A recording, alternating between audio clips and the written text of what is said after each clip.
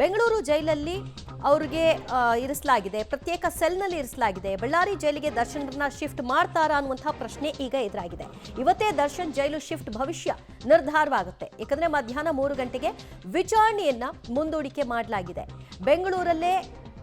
ಬೆಂಗಳೂರಲ್ಲಿರುವಂತಹ ಪರಪ್ಪನ ಅಗ್ರಹಾರ ಜೈಲಿನಲ್ಲೇ ಉಳಿತಾರ ದರ್ಶನ್, ಅಥವಾ ಕಾರಣಗಳನ್ನ ಕೊಡ್ತಿರೋ ಹಾಗೆಯೇ ಬಳ್ಳಾರಿ ಜೈಲಿಗೆ ಅವ್ರನ್ನ ಸ್ಥಳಾಂತರ ಮಾಡ್ತಾರಾ? ಇವತ್ತೇ ದರ್ಶನ್ ಜೈಲ್ ಭವಿಷ್ಯ ನಿರ್ಧಾರ ಆಗುವಂತಹ ಸಾಧ್ಯತೆ ಇದೆ. ಅಂದ್ರೆ ಬಳ್ಳಾರಿನ ಅಥವಾ ಪರಪ್ಪನ ಅಗ್ರಹಾರ ಜೈಲ ಅಂತ.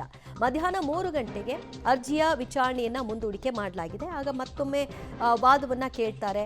ಸಂದೇಶ್ ಚೌಟ ಅವರ ವಾದಕ್ಕೆ ಪ್ರತಿವಾದವನ್ನ ಕೂಡ ಸಲ್ಲಿಕೆ ಮಾಡಬೇಕಾಗುತ್ತೆ. ಸೊ ಅದೆಲ್ಲವನ್ನು ಆಲಿಸಿದ ನಂತರದಲ್ಲಿ ಒಂದು ಅಂತಿಮ ನಿರ್ಧಾರಕ್ಕೆ ಕೋರ್ಟ್ ಬರುತ್ತೆ. ಅದು ಏನಾಗಿರುತ್ತೆ ಅನ್ನೋದು ಸದ್ಯದ ಕುತೂಹಲ.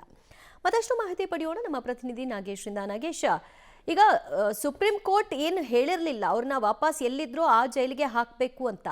ಈಗಿರುವಂತಹ ಪ್ರಶ್ನೆ ಭದ್ರತಾ ಕಾರಣ ಅಂತ ಒಂದು ಕಡೆಯಲ್ಲಿ ಹೇಳ್ತಾ ಇದ್ದಾರೆ, ಮಗದೊಂದು ಕಡೆಯಲ್ಲಿ ಅವ್ರನ್ನ ಸಪ್ರೇಟ್ ಸೆಲ್ನಲ್ಲಿ ಇಟ್ಟಿರಬೇಕಾದ್ರೆ ಯಾವ ಭದ್ರತೆಯ ಲೋಪ ಆಗುತ್ತೆ ಅಂತ ಸಂದೇಶ್ ಚೌಟ ಅವರ ವಾದ ಇದೆ. ಈ ನಡುವಲ್ಲಿ 3 ಗಂಟೆಯ ನಂತರದಲ್ಲಿ ಮತ್ತೆ ವಿಚಾರಣೆ ಕೈಗೆತ್ಕೊಳ್ತಾರಾ ಅಥವಾ ಇವತ್ತೇ ಅದರ ನಿರ್ಧಾರ ಪ್ರಕಟ ಆಗುತ್ತಾ? ದಿವ್ಯಾ, ಈ ಒಂದು ಅರ್ಜಿ ವಿಚಾರಣೆ ಮಾಡಿದಿರಂತ ನ್ಯಾಯಾಧೀಶರು ಈಗಾಗಲೇ ವಾದ ಪ್ರತಿವಾದವನ್ನು ಆಲಿಸುವ ಕೆಲಸವನ್ನ ಮಾಡಿರುವಂಥದ್ದು. ಆರಂಭಿಕವಾಗಿ SPP ಅವರು ಯಾಕೆ ಅವರನ್ನ ಬಳ್ಳಾರಿ ಜೈಲಿಗೆ ಶಿಫ್ಟ್ ಮಾಡಬೇಕು ಅನ್ನುವಂಥದ್ರ ಬಗ್ಗೆ ಬಹಳ ಸ್ಪಷ್ಟವಾಗಿ ಒಂದಷ್ಟು ಅಂಶಗಳನ್ನು ಉಲ್ಲೇಖ ಮಾಡಿ ವಾದವನ್ನು ಮಾಡಿರುವಂಥದ್ದು. ಅದರಲ್ಲಿ ಪ್ರಮುಖವಾಗಿ ಅವರಿಗೆ ವಿಡಿಯೋ ಕಾನ್ಫರೆನ್ಸ್ ಮೂಲಕ ಭೇಟಿ ಮಾಡಲಿಕ್ಕೆ ಅವಕಾಶ ಇರುತ್ತೆ. ಜೊತೆಗೆ ನ್ಯಾಯಾಲಯಕ್ಕೆ ಹಾಜರುಪಡಿಸುವಂಥ ಸಂದರ್ಭದಲ್ಲೂ ಕೂಡ ಬಳ್ಳಾರಿ ಜೈಲಿನಿಂದಲೇ ವಿಡಿಯೋ ಕಾನ್ಫರೆನ್ಸ್ ಮೂಲಕ ಆರೋಪಿಗೆ ಹಾಜರುಪಡಿಸುವ ಅವಕಾಶ ಇರುವಂತ ಕಾರಣಕ್ಕಾಗಿ ಅವರನ್ನ ಆಡಳಿತಾತ್ಮಕ ಮತ್ತೆ ಭದ್ರತೆಯ ದೃಷ್ಟಿಯಿಂದ ಪರಪ್ಪನ ಅಗ್ರಹಾರ ಜೈಲಿನಿಂದ ಬಳ್ಳಾರಿ ಜೈಲಿಗೆ ಶಿಫ್ಟ್ ಮಾಡಬೇಕು ಅಂತೇಳಿ ವಾದವನ್ನು ಮಾಡಿದ್ರು.